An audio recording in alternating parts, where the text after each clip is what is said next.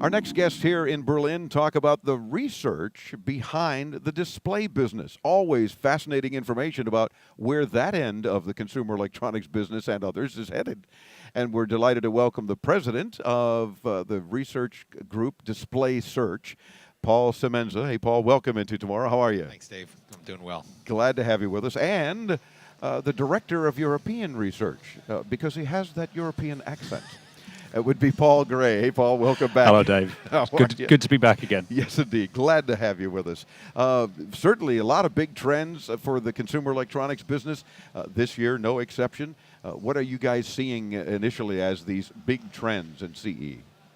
Well, certainly big TVs continue to innovate, and their 4K and curved form factors seem to be the top two on the list. Sure, the 4K Ultra HD TVs, right. Even though a lot of folks are just dreaming about them, they're certainly creating that buzz. The excitement is there. I wonder how many 110-inch sets they're selling, though, at $120,000. Does your research show that yet?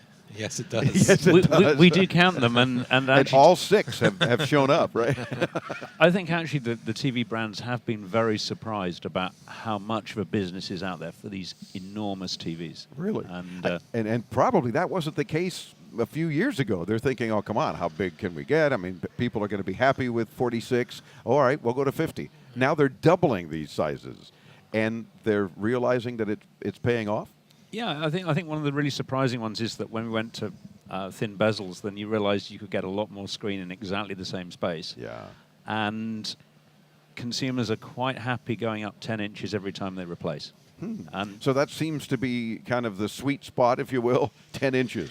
Well, less than that, it's kind of hard to justify, dragging your old set out and bringing a new one in. And it also aligns with the cycles in the industry. So maybe 2 years on, there's a new wave of production, and that production tends to be more efficient at a larger size, and around 10 inches tends to be the step. And you mentioned 2 years, so does your research indicate that about every 2 years a lot of consumers are looking to replace their TV? Or the industry wishes it were that. I was going to say that's wishful thinking. That's right. So it's overall it's closer to 6 or 7 years, but we do see repurposing of sets into different rooms of the house or for different uses. Yeah, like maybe the kid's moving off into his own apartment, so now he takes the smaller one, and be happy about it. Darn it. Yeah, that's right. Because mom and dad are getting the bigger set. That's right.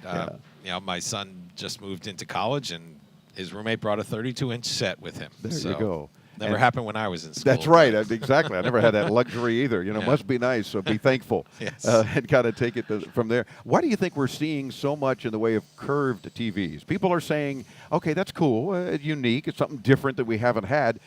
Is that really a good thing? I mean, can you have a living room full of people watching that big game on a curved TV and enjoying the experience that way? Yeah, it's something that we as industry watchers have been really scratching our heads over. It's kind of a curiosity, but when you put it into practical terms, like you laid it out, it's really difficult. The industry spent, we've been joking, decades getting to flat, beautiful widescreen performance, and now you're curving so that it's more attuned to one or just a few spaces in the living room. It's kind of strange. Yeah, and talk about sweet spot again. It sounds like you've got to be in the center of your sofa or the easy chair right there, and then you're going to have that experience, especially watching a movie. I guess that's kind of how they're pushing it a lot, is a cinema experience.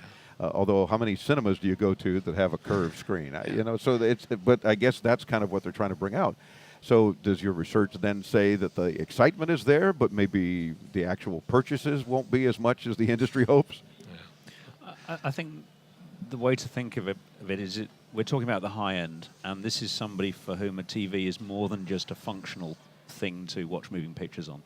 And people in the high end want to justify that expenditure. They consider it a prestigious thing to buy. And curved, somebody walks into a home with a curved TV, they say, hey, you've got one of those new curved TVs. So bragging rights. Yeah, it's bragging rights and it's fashion. Yeah. Which is, it's good for the industry in that you've got something to actually drive value, but I think we should be very cautious because they do cost more to make compared to a flat one. Sure. And that it will probably be a fashion in the high end, and then it will fizzle out, and then there'll be a new thing in the high end. Yeah. Now, what about then these bendable ones? Of course, that's more expensive. If you go, oh, you want it curved? Watch this, and then they'll curve it. But then, wait, there's more than 3 or 4 people, so let me bend it back to a flat screen. It seems to be, again, a bragging rights thing, a real cool factor, but how practical. Yeah. It's one of those things that actually makes it harder to make a consistent viewing experience, especially if you've got your child, pressing the button on a remote to change the angle on it. And how breakable is that going to ultimately be too? Yeah, they're not quoting number of cycles of bend quite yet. Yeah, they haven't had one out long enough to test. So who knows? You don't want to be the guinea pig. That's right. Well, we did it like 6 times, and the 7th time it fell off. Wow. Yeah, there's certainly a golden rule. You never put mechanical components in a TV. Keep it all solid state, keep it electronic, and it'll last 10 years. It's why people didn't do VHS combi TVs in all sizes, because you put that mechanical thing in, and then it breaks. Yeah, more points of possible failure. Real quick, because we're fast running out of time, but I love picking the brains of you guys. What are the prospects for all this wearable technology that we're seeing, especially here at IFA this year? If everybody's got wearable something or other now, and more coming out, is this a good trend?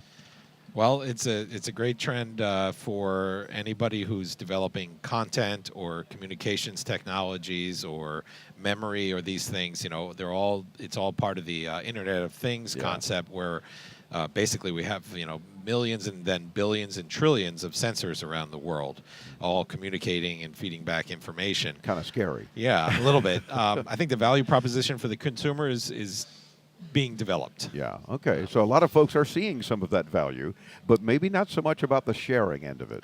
People are saying, well, that's wonderful that I can share, but I don't want to tell somebody that I only walked 5,000 steps today when I'm supposed to do 10. Right. Or whatever. Or, again, on the other side of that coin is sharing information with my doctor or something, perhaps, is a good idea if that's going to help me live another day longer.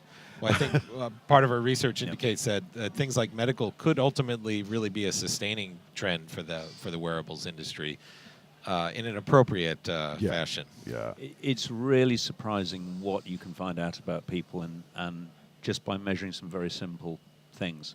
So, for example, your variation in your heart rate. You see an improvement in your heart rate within 24 hours of stopping smoking.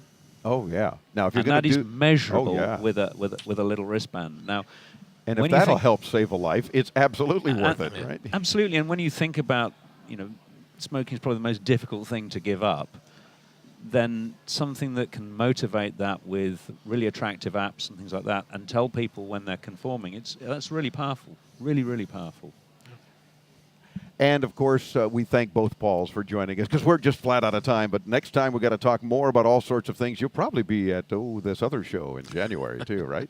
Perhaps. Yeah, perhaps. Other trade shows are available, I'm told. Yeah, there are an occasional other show. Well, of course, we're talking about the big CES, so we'll be there launching our 20th year. We'd love to have you with us with even more input and more insight as to what's happening in this whole industry. That'd be very cool. But Paul and Paul from DisplaySearch, visit them at DisplaySearch.com. We'll link you there when you hit us up at IntoTomorrow.com, where you can hear all 3 hours of IFA Part 2 and Part 1 and videos of all the interviews. Join us on IntoTomorrow.com. We're back with more next hour from Berlin, Germany.